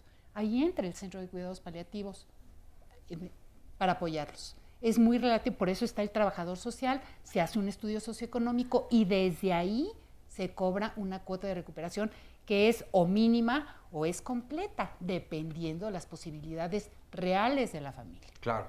Nos dice Mari Houses: mi mamá cuida a mi padre, que es diabético, pero la veo más cansada a ella y porque tiene un problema en el cuello. ¿De qué forma le puedo hacer entender que primero necesita cuidarse ella? Esta es otra parte importante, el desgaste físico y emocional de un cuidador, de una cuidadora, es muy importante. Durísimo. Entonces, al final, si la enfermedad vas acompañando a esta persona durante 5 o 10 años, de verdad hablas de un desgaste importantísimo que se nota físicamente, ¿no? Pero también puedes contratar a una persona o a una vecina o puedes hacerte de un grupo. Una red de apoyo. Una red de apoyo que te ayude, ¿sí?, a cuidar a tu enfermo. ¿Una red de apoyo como de quién? Porque cuando alguien se enferma, hasta incluso el resto de la familia sale corriendo. Nosotros en el Centro de Cuidados Paliativos, nosotros tenemos un programa piloto en el cual estamos ingresando cuidadores, estamos capacitando cuidadores para que podamos intercalar en los días así como básicos y podemos apoyarles con esa parte también. Entonces, a lo mejor una vez a la semana, bueno, ya es un respiro que inicialmente puede mejorar la situación de la cuidadora primaria. Hemos tenido la experiencia de que cuidadoras primarias que están las 24 horas del día se enferman y pues las terminales no eran los cuidados, ¿no? Sino las cuidadoras. Claro. Y se terminan yendo primero las cuidadoras. Ay, imagínate. Sí. Es que por eso es tan importante el tomar en cuenta esta parte. Sí. Oye, tenemos una llamada de Jorge de León que dice, mi abuelita ya está muy viejita, presenta signos de demencia. Me gustaría que pudieran profundizar un poco más en específico en el caso de que, por ejemplo, ¿qué se hace con esas personas que así de repente se salen de su casa sin motivo y se pierden? O que entran al baño y el baño lleno de bueno, lo que han hecho, como si se pudieran, como si se pusieran a alucinar con sus derechos. No sé cómo llamarle a este tipo de actitudes o trastornos. Mi abuelita es de Veracruz y me gustaría que por allá hubiese alguna clínica que brinde este tipo de cuidados que requieren. ¿Qué consejo me pueden dar los especialistas para el cuidado de mi abuelita? Bueno, y además agregar, seguramente, bueno, para todos los demás estados de la República, preguntarán también, ¿dónde puedo acudir a los cuidados paliativos? ¿A qué centro dirigirme? En fin. Mira, o sea, existe un directorio, ¿sí?, de diferentes personas que trabajan cuidados paliativos en diferentes estados de la República. Esto se está manejando a nivel directorio. Si pueden ingresar a la página es www.paliativos.org.mx y desde ahí los podemos conectar, ¿sí? Les podemos dar los datos de las personas que están en la República Mexicana. ¿Y cómo está a nivel nacional? O sea, ya decíamos que faltan muchos especialistas en esto, ¿no? Pero ¿hay en todos los estados de la República Mexicana? Hay un directorio de especialistas en dolor, de médicos especialistas en dolor, de la Asociación Mexicana para el Estudio y Tratamiento del Dolor, AMED, que se puede consultar. Hay un link para que las personas, está accesible a todo el público, y la garantía de este tipo de asociaciones profesionales es que están tratando con especialistas con formación y preparación. Pero hay en otras dolor. muchas páginas. En dolor, no. En dolor. Sí, es diferente dolor y cuidado paliativo. Son dos temas, o sea, van de la mano, pero son dos cosas diferentes. Porque un médico puede quitar el dolor, pero no ver nada de esta cuestión emocional. Eso es muy nada importante. Más que en la asociación no solamente hay médicos, estamos psicólogos, y otros especialistas. ¿Y si se brinda ese apoyo también a los familiares? Absolutamente. La información en principio está disponible. De hecho, nuestro congreso va a ser en una semana en Boca del Río, Veracruz, y las personas que viven en Veracruz pues se pueden acercar ahí para tener contactos personales con los especialistas. Que por cierto, el 11 de octubre es el Día Mundial, de los hospices y cuidados paliativos. ¿Verdad? Y el día 16 viene siendo el Día Nacional de Cuidado Paliativo. Ajá. 16 de octubre. Pues qué bueno que por lo menos se haga un día y que se conmemore un día para que se haga conciencia de todo esto, porque por lo visto, pues no que vamos a hacer muchos los viejitos ahora, porque ya está, ¿no? La tasa y no sé qué. Muchos más. Y nos va a tocar, en mi tiempo, nos va a tocar que vamos a estar todos bien rucos y no vamos a tener ya necesitamos este tipo de bueno, ya es una ley, que el cuidado paliativo ya es una ley. Ya. A ver, explícame eso. Bueno, en el 2009, precisamente fue el 6 de enero del 2009, ya teníamos antes curación, rehabilitación y prevención. Sí. Ahora ya se ha incluido en la Ley General de Salud lo que viene siendo la paliación. Entonces, todo mexicano tenemos un derecho a la paliación. ¿Y a quién se lo exigimos? Esa es una buena pregunta. Esa es una buena pregunta. Creo que tenemos tantos años que ya salió esta ley y no vemos que camine un poquito. Tenemos que todavía trabajar más. Jalisco ha sido punta de lanza en lo que es cuidados paliativos. ¿Verdad? Sí, es cierto. Sí. Tenemos, Sí. somos punta de Sí. lanza, vamos más adelantados que otros estados, pero todavía les falta mucho. Y todavía a Jalisco también, ¿eh? Les Sí. falta muchísimo. Pero hay un gran desconocimiento de parte de todo lo que es el cuerpo médico. Además de la parte del desconocimiento, es el gran tabú a estar utilizando medicamentos para controlar el dolor. Oye, ¿cómo los ven los médicos? O sea, les han de caer bien gordos ustedes, ¿no? Ah, no, al principio es sí, fácil. cállate. Al principio No lo es que fácil. hacíamos era eutanasia. Lo que éramos, matábamos a los pacientes, ¿no? Ajá. Cada vez está teniendo más cultura Jalisco y cada vez está aperturando un poco más para que los mismos médicos, gracias a Dios, ya puedan llamarnos y pedirnos el apoyo. Claro. El médico está acostumbrado a trabajar, y era lo que estábamos platicando Lore y yo cuando estábamos en la maquillada, ¿verdad? estábamos platicando realmente que el médico está acostumbrado a trabajar individualmente. Y le comentaba, bueno, yo ahorita estoy en la Comisión de Enfermería de la Asociación Latinoamericana, y le decía que realmente me preguntaban los demás médicos, ¿por qué los enfermeros trabajamos tan bien? Que por cierto pueden sacar una guía para los cuidadores que está en la página de la Asociación Latinoamericana y bajarla, de decirles cómo es el cuidado de la boca, todo lo que habíamos Cuidados dicho. de confort, ¿no? En los cuidados de confort lo pueden bajar de ahí. Y era lo que yo les decía, todos los que estamos realizando cuidados paliativos, lo que somos líderes. Entonces, líder contra líder, entonces todos quieren ser aquí como las estrellitas, Claro, ¿no? y muy protagonistas. Sí. Todos somos muy protagonistas. Ajá. En cuidados paliativos, yo no sé por qué, pero en cuidados paliativos en especial, todos somos tan protagonistas. ¿A qué te refieres? Que no nos permitimos que el otro No lo puedo salga. creer. Sí. Son protagonistas. ¿No? No, claro que sí. No podemos dejar que el otro crezca, ¿sí? Porque le ponemos el pie encima. Bueno, yo la verdad es que no quisiera incluirme, pero claro, todos los que estamos en cuidados paliativos, esa es la razón por la que en México no ha podido crecer los cuidados paliativos. No se ha podido desarrollar de una manera más rápida. ¿no? Pero no nomás en México, Miriam, yo creo que también a nivel Latinoamérica es lo que yo estuve viendo durante el tiempo que yo estuve dentro de la mesa directiva, y es en todas partes. Sí, es en todas Es que tenemos un liderazgo, cada uno tiene un liderazgo. Los enfermeros estamos acostumbrados a trabajar aquí no me pueden mentir mis colegas, estamos acostumbrados a manejar todo nuestro trabajo colectivamente. Y a nosotros no nos cuesta trabajo, a la parte de enfermería no nos cuesta trabajo, pero a la parte del médico siempre ha sido muy individual. Y no le gusta trabajar en equipo. Muy protagónico. Muy protagónico. ¿Qué tal si le llama al otro médico? Pues ya me va a quitar al paciente. Sí, claro. Entonces él es el que quiere llevar absolutamente todo, cuando muchas veces la parte emocional, por decir, doctor, llega un momento que a lo mejor médicamente está controlado los síntomas, pero la parte emocional nos está doliendo más. Y donde el que tiene que llevar aquí la batuta es el doctor. Claro. O la parte emocional.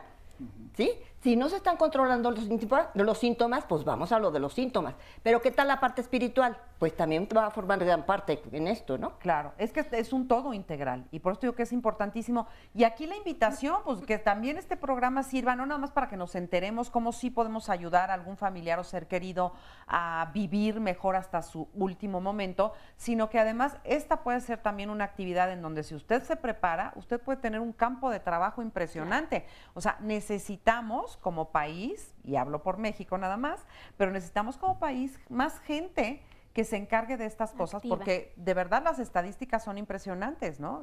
Vamos a ser un país de muchos viejitos muy pronto, y necesitamos todo esto para vivir bien. ¿Quién nos hasta va a el cuidar? último minuto. ¿Quién nos va a cuidar y quién nos va a decir y quién nos va a apapachar? Claro, el día 25 de octubre voy a estar en San Juan del Río, precisamente dando un taller de cuidados paliativos, de tanatología y de escucha consciente, para capacitar a la gente para que puedan empezar a ser cuidadores. Ellos mismos, ¿no? Ellos mismos, que se vayan generando, ¿no?, su propio trabajo y ayudar a otras personas. Dicen mis maestros que si tú quieres ayudar a una persona a salir de la depresión, ponla a hacer un voluntariado. Es la mejor manera para salir de la depresión. Sí, haz algo por otro, ¿no? Haz algo por otro. Sí. Oscar Virués, tenemos llamaditas, comentarios. Llamadas telefónicas, bueno, y también comentarios en Twitter y en Facebook. Nos dice el doctor Enrique Sánchez. Saludos desde la casa del día Justino Sánchez Madariaga. Nos ven constantemente. Les mandamos un beso y un abrazo muy cariñoso a todas ellas y todos ellos. Llamadas telefónicas. Nos dice Porfirio Hernández Espinosa. Creo que paliativo también sería morir con dignidad. Si existiera la eutanasia, me dejaría satisfecho y tranquilo. Esta otra llamada es de Marta Saavedra Castañeda.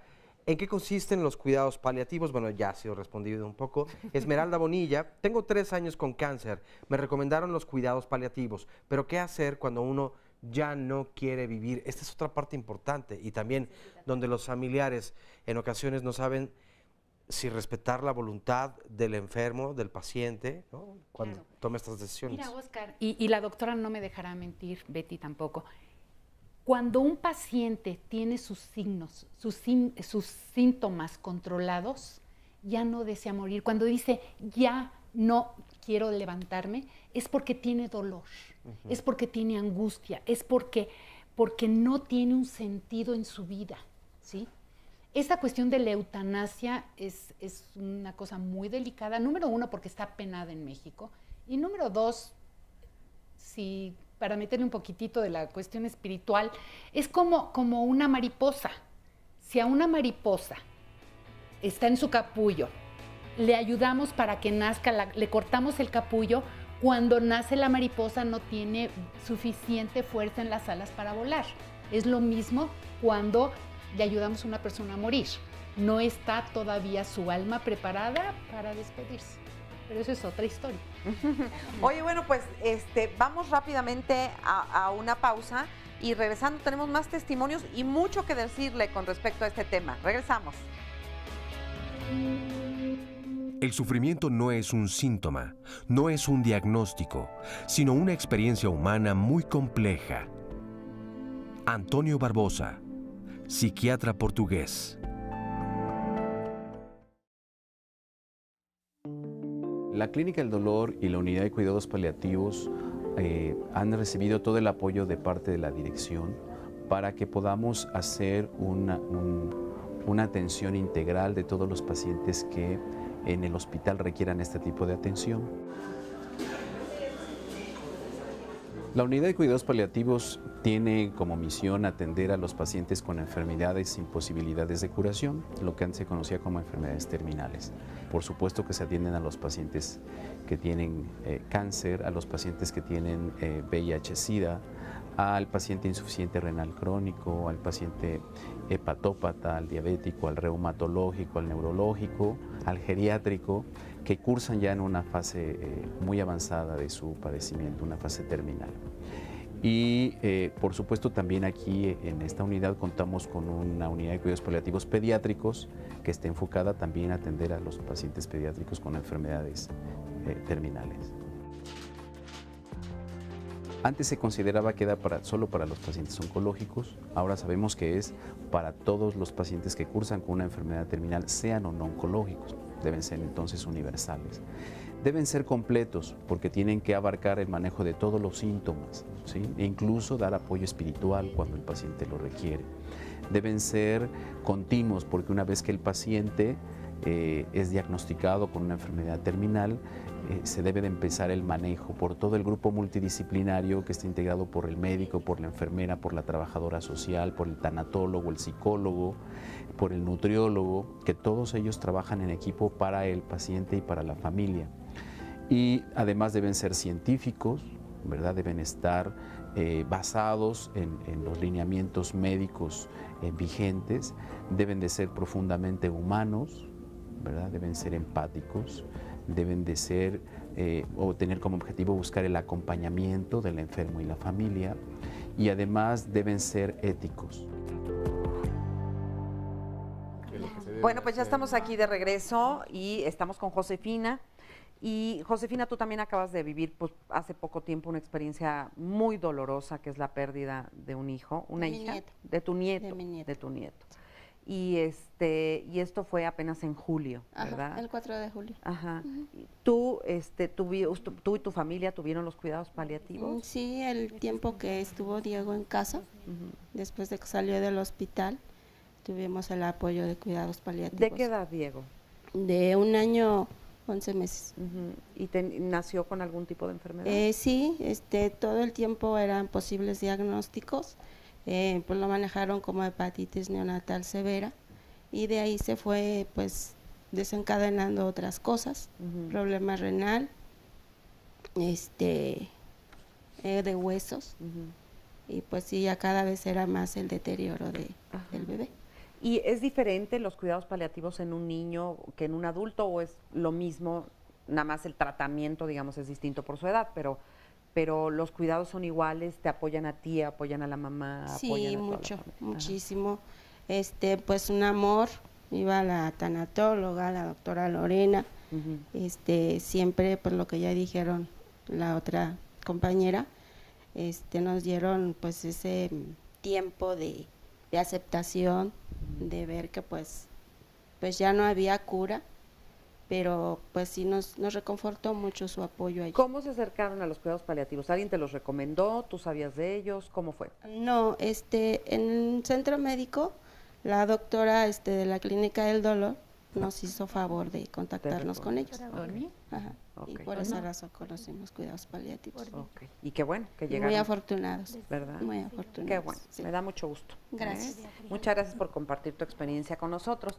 Y por acá, cuénteme, ¿me puede dar su nombre, por favor? María Isabel García. María Isabel. A ver, María Isabel, cuéntame. Bueno, pues yo no me recomendó a nadie paliativos. Yo escuché los programas de Vamos México. Ajá. Entonces, pues muchas cosas que salieron ahí las apuntamos, y cuando llegó la época en que me dijeron en el hospital, pues no, pues a tu mamá ya no le damos medicamento porque pues no le hace nada. Entonces, pues llamé y empecé a buscar, hablé a canales y me dieron al final el teléfono de la señora Miriam, y entonces ella me dijo, bueno, pues llame y le van a hacer una cita. Y bueno, primero me dijo, no, pues no sabe lo que es paliativos porque somos fase terminal y su mamá no tiene nada. Ajá. Entonces, bueno, pasó hace 1 año, empezamos a ver geriatras, no funcionaron y volví a llamar. Entonces ya fueron y dijeron, bueno, le vamos a dar una consulta de cortesía. Y pues así empezó toda la relación, pero fue fantástico, fantástico. Fue fantástico porque yo le decía a mi familia, oigan, estoy viviendo 33 años más de mi edad, ya estoy cansado, no puedo. Y dicen, ¿qué te pasa? ¿De qué hablas, no?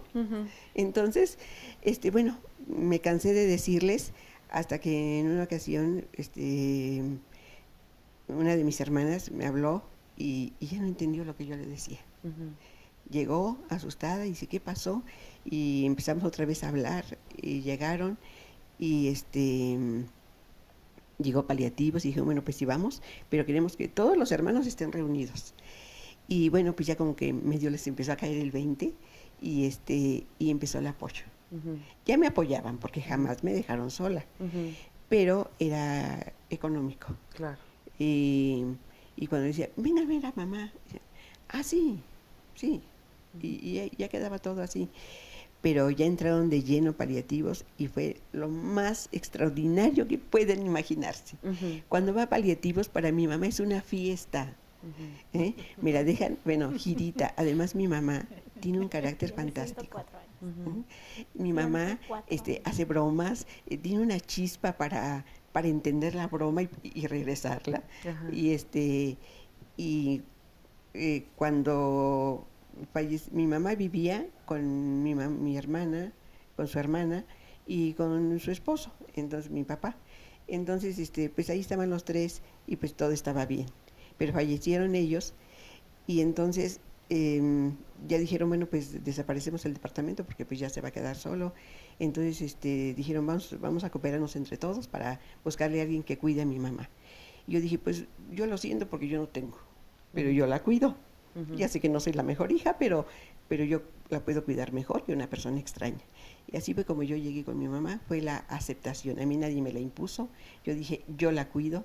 Y fue fantástico porque empezaron a pasar cosas fabulosas de mucha chiste, de mucha risa. Y de mucha comunicación. Y de mucha también, comunicación, ¿verdad? porque antes no la había.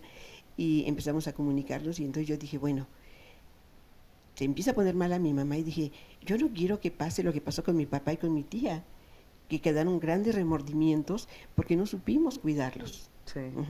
Entonces, y no solamente cuidarlos, sino que uno a veces toma decisiones muy equivocadas con respecto al tratamiento o a la manera en la que se va a llevar a cabo esta etapa, digamos, en la vida. Y aquí llegó Paliativos y nos dieron la luz. Los asesoraron. Nos Qué bueno. asesoraron maravillosamente bien y ahorita mi mamá tiene 104 años y de verdad no quiere morir. Ella nunca ha querido morir. Pues ahí está, ¿no? Llegan de Paliativos y dicen, creo que ya para la próxima visita ya no la encontramos. Y ahí está. Pues la encuentran y más reanimada. Ay, qué cosa. Pero fíjate, con esto que me estás diciendo, que te agradezco, por falta de tiempo no podemos seguir platicando más, pero con esto que me dices, la pregunta es esta: ¿cuánto tiempo antes se solicitan estos cuidados paliativos? ¿Y cómo saber en qué momento ya son útiles y necesarios? Ni modo que tengas cuidados paliativos 10 años o, ¿no? ¿Cómo está el asunto, Miriam? Pues es que es muy relativo. Yo creo que cada paciente es muy relativo. Porque esta familia también con una visita que se hubiera hecho de tanatología quizás sería suficiente para darles el soporte, ¿no? El poderles ayudar como familia para que se organicen entre ellos, etcétera. Pero bueno, yo creo que aquí el hecho de que la mamá disfrute tanto la llegada de la gente de cuidados paliativos, seguramente es la que nos debe de contestar es Lore. A ver, Lore. Aquí lo muy importante, el paciente que estamos hablando es paciente nuestro actual. Ella no recibe unos cuidados paliativos como tal, tiene cuidados de soporte en casa, que es una modalidad que se da también dentro de los cuidados paliativos. No tiene una enfermedad terminal, bien dicho, ¿no? Su edad y su estado físico ha requerido soportes especiales, a lo mejor para el dolor de articulaciones, para alguna situación en especial. Nosotros en el área médica es lo que le apoyamos. Y pues bueno, hemos entablado una relación muy médico-paciente y además creo que de amistad con la familia también. Y nos ha funcionado a todos. Y bueno, ella está encantada además y creo que básicamente... ¿Y eso entonces también se puede pedir? O sea, también... Sí se puede solicitar, sí, sobre todo cuando, bueno, nosotros lo evaluamos y vemos que el paciente tenga un síndrome de fragilidad o una situación ya muy específica, por ejemplo, en el adulto mayor, ese sería una situación especial. No tiene ninguna patología, pero sí un síndrome de fragilidad. Oye, aprovechando que estamos platicando contigo, te quiero preguntar qué es ser algólogo. Es un especialista. ¿Que sabes algo? ¿Que no sabemos los demás? No, es un especialista que se dedica al tratamiento del dolor, específicamente el dolor. ¿Y por qué? O sea, ¿qué hacen para el dolor? ¿Qué hay para el dolor? Pues son varias técnicas, varias intervenciones que incluso no solamente farmacológicas, hablando específicamente de tratamiento opioide, medicamentos no opioides también para el manejo del dolor, intervencionismo, situaciones en las cuales ya muy específicas dependiendo del tipo de dolor, nosotros vamos a realizar. O sea, el chiste es quitar el dolor, ¿no? Y en algunos casos es realmente, como lo comentaba, es uno de los síntomas más difíciles y desafiantes para los especialistas. Los tratamientos farmacológicos que existen, incluso los más poderosos como los opioides, pueden ser insuficientes para quitarle, aparte del miedo a morir, el miedo al dolor puede ser verdaderamente una situación de muchísimo sufrimiento. ¿Cuál es el dolor más fuerte que alguien puede tener? Físico, me refiero. ¿Cuál es el dolor físico? O sea, en mi experiencia, las neuropatías diabéticas, que son cada vez más frecuentes, son cuadros muy dolorosos. Sobre todo por la percepción que tiene el paciente de que haga lo que haga, el dolor está presente. Incluso una regla clínica para saber qué tanto realmente un dolor está generando más o menos sufrimiento es la interrupción del sueño. Un paciente al que el dolor le interrumpe el sueño es un paciente que está en una situación verdaderamente de difícil. Un paciente que tiene dolor, pero que le preguntamos, ¿y qué tal durmió anoche? ¿Dormí bien? O sea, el sueño fisiológico es una manera de defendernos, de recobrarnos del Porque no hay del forma dolor. de medir de otra manera el dolor, ¿no? No hay Se como puede una medir, tablita. se pueden medir algunos aspectos, ese es parte de mi trabajo A como ver. investigador. Lo que buscamos es tener indicadores objetivos del reporte subjetivo de qué tanto está sufriendo una persona. Hacemos mediciones de la respuesta inflamatoria, tomamos una gota de saliva de nuestro paciente y en la saliva medimos el nivel de concentración de la citocina proinflamatoria número 6 en particular. Las citocinas son mensajeros que participan en la respuesta inflamatoria. Hay más inflamación en las personas que tienen más dolor, hay menos inflamación en las personas que tienen menos Entonces dolor. sería la neuropatía diabética una de las mi más experiencia, dolorosas. en mi Porque experiencia. Hay todo el mundo otros le tiene cuadros. pavor al cáncer, Hay ¿no? Ahí otros. dicen que... En realidad los avances médicos de la investigación biomédica que se han focalizado en el cáncer nos permiten, ya no tenemos que temer tanto al cáncer, ni siquiera la palabra cáncer, porque ha habido avances muy importantes para el control de muchos de estos cuadros. Ojalá tuviéramos más, Claro. pero hay grandes avances. Sí. Hace 10 años las personas cuando se les daba un diagnóstico de cáncer ya pensaban en la muerte automáticamente. O en el dolor, ¿no? Sí. Como tal. Y en dolor. Me gustaría comentar, a propósito de lo que comentaba la doctora, me parece sumamente interesante el trabajo que ellos están haciendo. Uno de mis pacientes es una médica que le diagnosticaron cáncer de mama. Entonces los médicos se preparan muchos años de su vida para decirle a los pacientes que se puede controlar lo que tienen, ¿no? Y esta doctora, en cuanto le dieron el diagnóstico, y le ofrecimos apoyarla psicológicamente y emocionalmente, ella se negó iracunda a esto. El ejemplo que menciono es para comentarles a todos ustedes que ella había tomado muchos cursos de cuidados paliativos, ¿sí? Y no en los toda su quiso. vida. Y la manera en que reaccionamos ante este tipo de problemas, de un diagnóstico de una enfermedad crónica, es impredecible. Sí. Yo me acuerdo mucho de Talina Fernández, que queridísima amiga, que le mando un saludo y un beso, que una vez me decía, Marisa, es que lo que te mata es el diagnóstico, no la enfermedad. Sí, así ¿no? es. La parte psicológica de recibir un diagnóstico como, por ejemplo, un cáncer terminal o una cosa así, es devastadora. Y ninguno de nosotros sabe cómo va a reaccionar a eso. No. Fíjate que la parte, lo que es el dolor, como estaban diciendo ahorita, el dolor ya es controlable, ¿no, Lore? Sí. Tenemos muchos medicamentos de poderlo controlar, de poder controlar el dolor, combinando medicamentos, aplicando parches, poniendo una bombita para que esté goteando continuamente.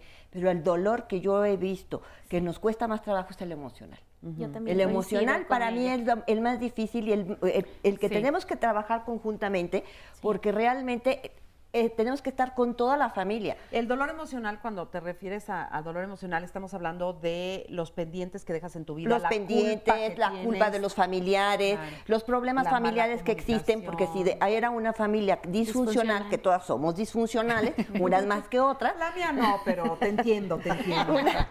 Unas más que otras, pero el chiste es de que esta familia, pensamos que en casa nada más hay un enfermo, y no es verdad, es una familia enferma, Exacto. a la cual le tenemos que dar el apoyo y estarla conteniendo. Estar conteniendo a cada uno de los miembros de la familia. A lo mejor los miembros de la familia huyen, pero porque tienen miedo de cómo cuidar de ellos. ¿Por qué nada más dejamos a la hermana cotorrita a cuidar al paciente o a los papás? Cuando todo el mundo, bueno, yo te voy a apoyar, a lo mejor no te voy a ayudar para cambiarle el pañal a mi papá, pero sí te ayudo para ir a recoger a los niños de la escuela. Claro, de alguna manera. Vamos a una pausa rapidísimo y regresamos. Todavía hay un poquito más, no se vaya.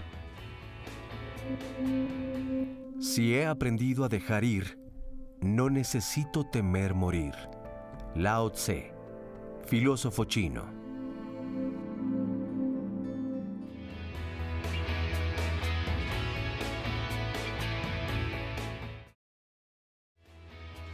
Los sentimientos de las y los demás pueden afectarnos directamente, y me refiero desde luego a los problemas, a los pesares, pero también las alegrías. Y si somos empáticos y muy cercanos a ciertas personas, esas situaciones desde luego van a afectar nuestra vida. Pero ¿qué tanto hay en nosotros que decimos, bueno, yo tengo que resolver los problemas no solamente de mis hijos, sino de mis hermanos, y tal vez los de mi mamá o los de mi papá, pero también los de mis vecinos y mis amigos? Es más, voy a salvar a la humanidad entera. Esto puede ser desde luego pues algo riesgoso, porque entonces no resolveremos los problemas de los demás y mucho menos los nuestros.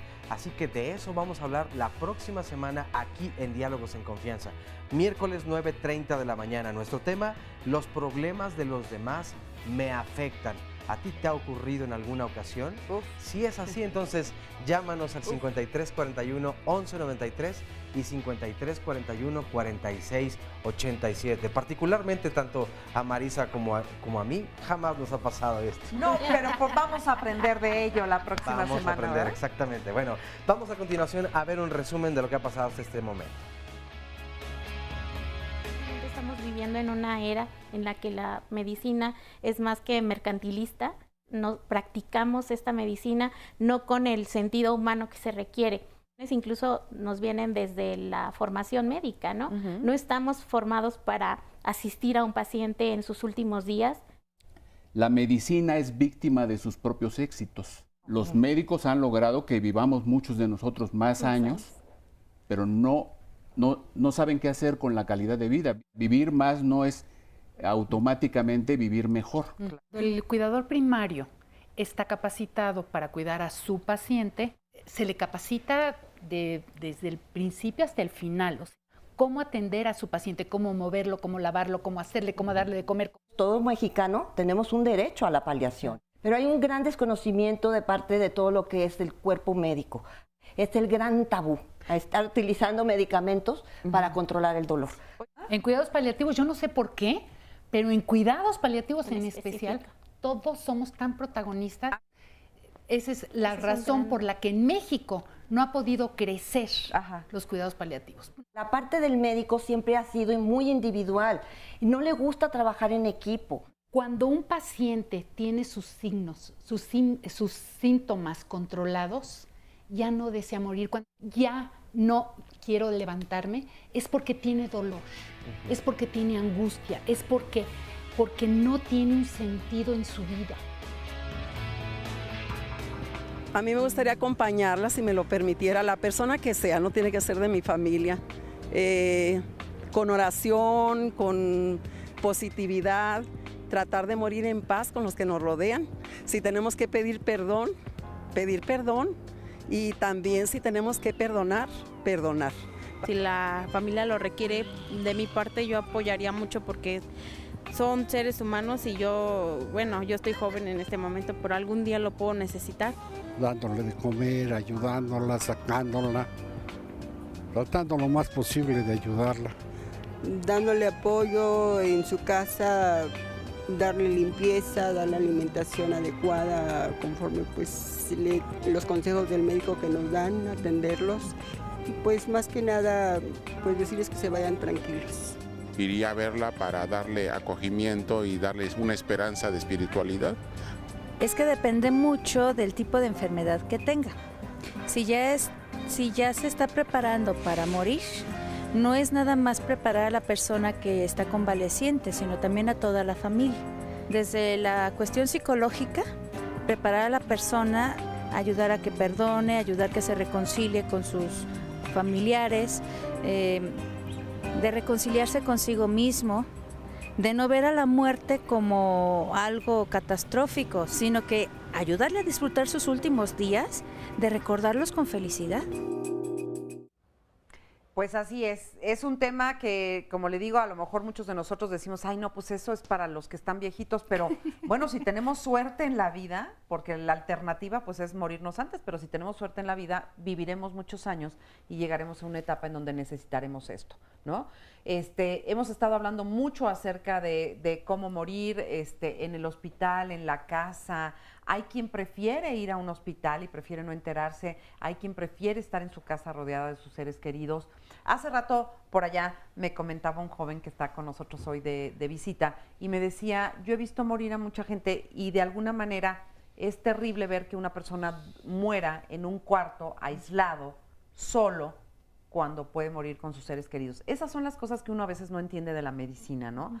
¿Por qué de repente alguien en terapia intensiva tiene que morir aislado y solo porque no le permiten que esté ninguno de sus familiares? O cosas así, que estamos muy deshumanizados. Marisa, la semana pasada me tocó ir con una familia que me hicieron el favor de llamar y me encuentro al paciente amarrado a la cama con el suero. Dije, a ver, explícame qué es lo que está pasando aquí. Es que para hidratarlo le pusimos suero. ¿Hidratarlo como para qué? No, pues es que creemos que está deshidratado. O sea, ellos decidieron que estaba deshidratado y le mandaron poner el suero. Le ponen el suero y el paciente se lo arranca, se lo ponen en la otra vena, el paciente se lo arranca y entonces se lo vuelven a poner y lo tienen amarrado a la cama para que no se lo quite. Dije, ¿tú quieres que tu papá muera? O sea, las últimas 48 horas de su vida esté amarrado a una cama para hidratarse por algo que es tu necesidad, porque ese es el punto. Nosotros como familiares tenemos la necesidad por nuestro ego, por nosotros ser las víctimas, me está dejando, me está haciendo, ¿no? Y no lo dejo ir. Y entonces ahí es donde tenemos que trabajar con las familias y decirles, ¿sabes qué? Ni es tu vida, ni es tu momento, es el momento de papá. Y yo siempre pongo al paciente en el centro, o sea, lo pongo al paciente en el centro y todos los que estamos a su alrededor tenemos que ver qué necesita mi paciente. Todo lo que yo quiera, todo lo que yo necesite, todas mis necesidades son en segundo o en tercer plano. Lo importante es cuál es el bienestar del paciente. Lo voy a hidratar por mi bienestar, por mi tranquilidad. Le voy a dar de comer porque yo siento que tiene que comer o porque realmente él quiere comer. Y muchas veces lo presionan de tal forma de que coma y come y come. Mira, avioncito y cosas parecidas que dices, espérate, el paciente ya no quiere comer y tiene la boca cerrada y van y se lo abren a fuerza.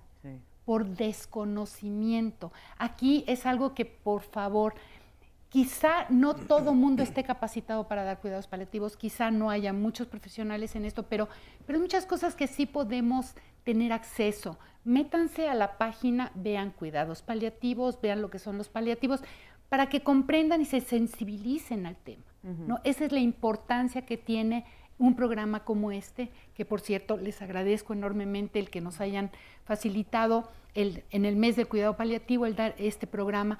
Creo que es importante que la gente conozca el tema de cuidados paliativos y todo lo que conlleva para poder brindar calidad de vida. Y hace una gran diferencia en la forma de morir. Vivirlo. ¿no? Total, de vivirlo, de vivir hasta morir. Fíjate qué importante lo que acaban de comentar. Eugenia Clavel López nos dice, en mayo le diagnosticaron cáncer de pulmón a mi hermano. Desde el principio los médicos se lo dijeron.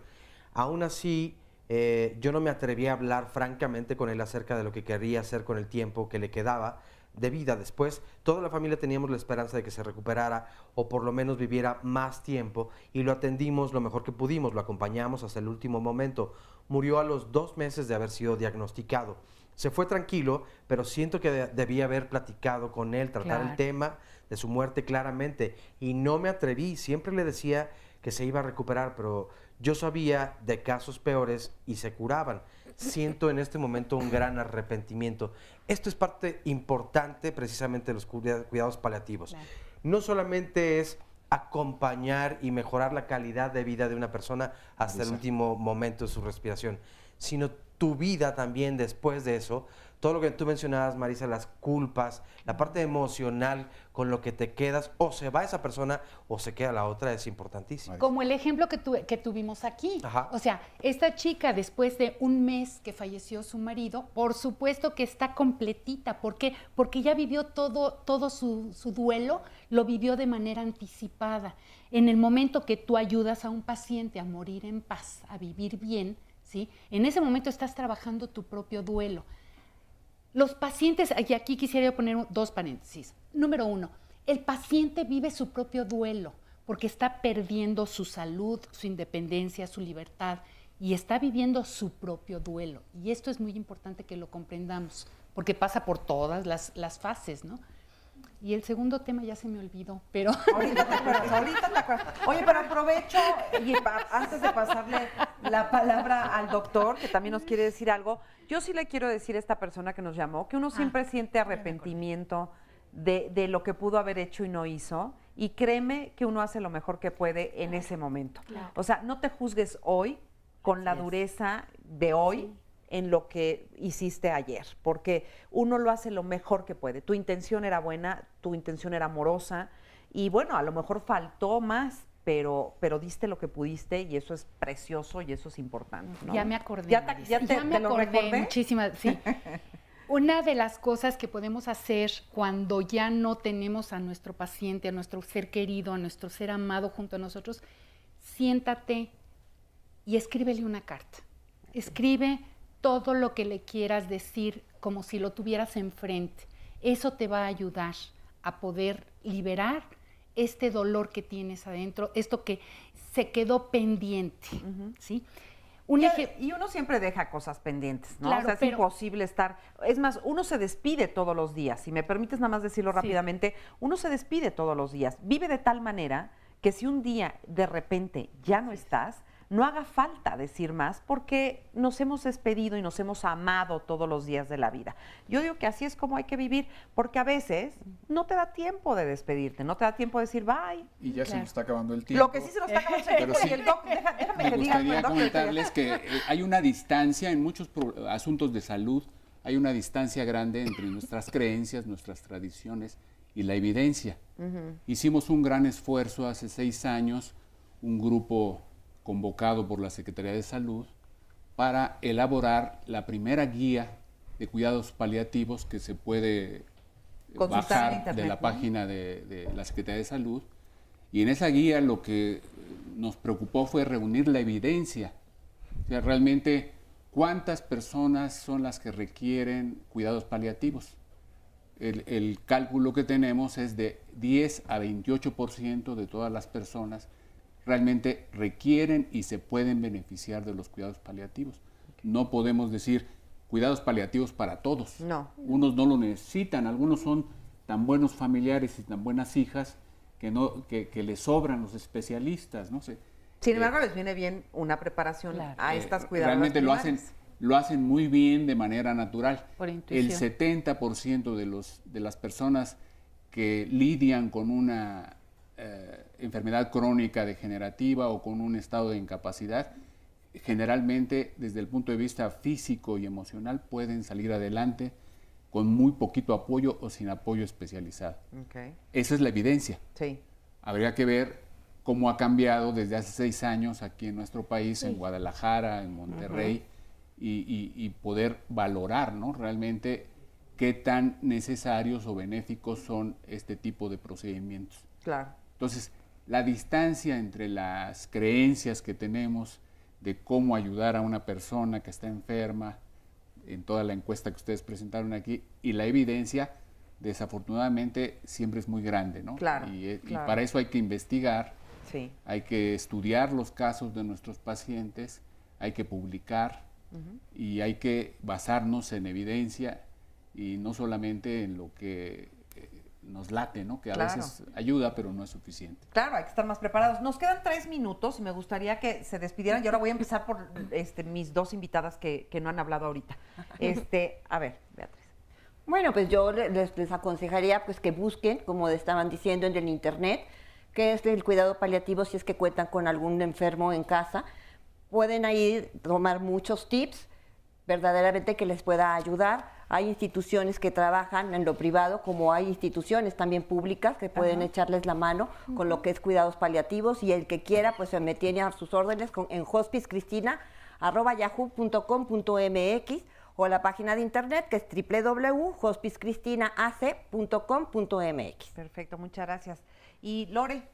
pues bueno, básicamente aquí yo creo que estos foros nos hacen que recapacitemos sobre la necesidad de información desde los ámbitos de salud básicos, médico, enfermera, trabajador social, y pues bueno, así, a su vez nosotros sembrar esa semillita para que la gente conozca este trabajo y que pueda darse el beneficio en los últimos días en su casa, que bueno, prácticamente es a lo que yo me dedico. El Centro de Cuidados Paliativos de México se dedica exclusivamente a dar apoyo en domicilio. ¿No? ¿Y cómo se ve la vida cuando se trabaja tanto con las personas que están a punto de morir? ¿Cómo se ve la vida? Pues diferente, muy diferente. ¿Cómo? ¿No? Te hace reflexionar, obviamente te hace vivir. Te hace vivir, te remonta a tu familia, a tu vida misma, y obviamente pues bueno, si el objetivo es servir a una persona, pues bueno, que sea de esta forma, ¿no? Claro.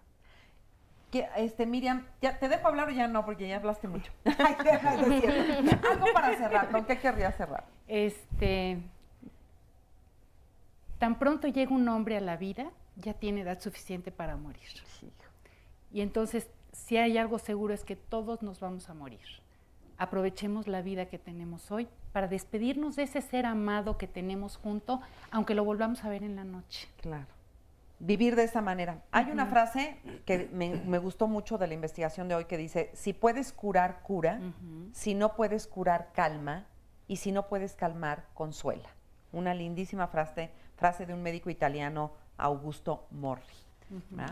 Óscar, ya nos vamos. Agradecer a todas las llamadas y toda la participación de la gente que estuvo con nosotros. Sí, hoy particularmente un programa donde abrieron muchos testimonios y desde luego pues nos comparten con toda la confianza del mundo estas historias, por lo tanto pues les agradecemos muchísimo a todas las personas que nos compartieron. Ojalá el programa haya sido de mucho provecho, desde luego. Así es, muchas gracias. Gracias a todos los que estuvieron aquí también con nosotros, gracias a los que nos están viendo allá. Un saludo muy cariñoso a Mariana, una cuidadora muy linda que me dijo, por favor, mándeme saludos. Le mando saludos a Mariana, a Vicky, a todas ellas, un gran saludo y muchísimas gracias por haber estado con nosotros. Yo soy Marisa Escribano y los espero la próxima semana con un tema buenísimo. ¿Qué tanto nos influye o no nos influye los problemas de los demás? ¿Nos los compramos? Yo todos, así que aquí se los regalo la próxima semana en punto de las 9:30 de la mañana. Hasta entonces. No,